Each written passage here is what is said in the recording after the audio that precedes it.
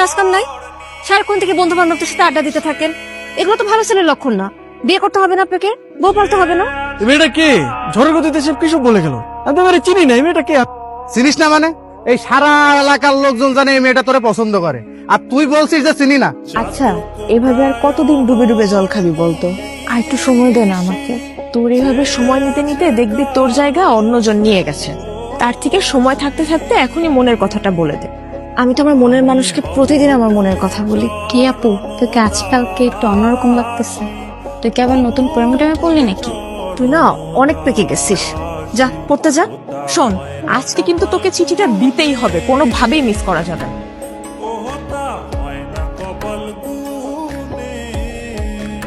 আমি কইছিলাম না মেয়েটা কিন্তু আজকে আইছিল কিছু একটা বলার জন্য। আরে কি বলবে আমারে? এই দিক দিয়ে হয়তো বা যাচ্ছিল, অট্টকল দিকে আর আগে নেই। আমি শিওর, শুধু শিওর না, অভার শিওর ওই মেয়ে তোকে কিছু বলতে আসছে। কোনো মেয়ে আছে নাকি তোর পছন্দের? তাহলে আমি বিয়ের প্রস্তাব নিয়ে যাই, তোর বিয়ে দিয়ে আমি তোর দুলা ভাইয়ের কাছে মালয়েশিয়া চলে যাই। আমার বিয়ে নিয়ে তোমার তো মাথা ব্যথা কেন? আর তোর সমস্যাটা কি বিয়ে করতে আমার সেটা বলতো। দেখো, আমি যখন সময় হবে তখন আমি ঠিকই বিয়ে করবো, তোমার তো টেনশন করা লাগবে না।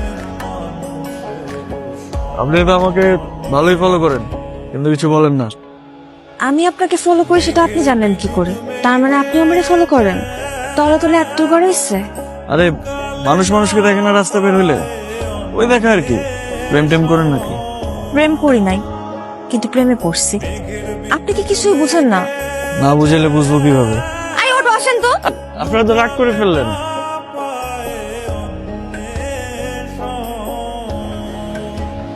মামা, আপনি না বললেন জেরিন লেখাপড়া নিয়ে ব্যস্ত, এখন বিয়ে দিবেন না।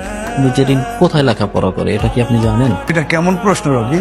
একটা ছেলের সাথে বিভিন্ন জায়গায় ঘুরে বেড়ায়। জেরিনের মা, জেরিনকে নিয়ে এদিকে আসো। আজ থেকে ওর বাইরে যাওয়া নিষেধ। কলেজের নাম করে কোথায় যায় কোনো খোঁজ খবর রাখো? কি করছো?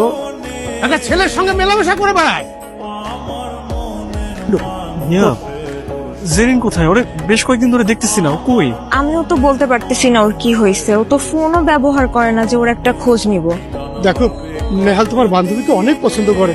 আমার বান্ধবীও তো আপনার বন্ধুকে অনেক পছন্দ করে, কিন্তু সমস্যা তো আপনাদের। আপনারা কেউ কাউকে কিছুই বলেন না।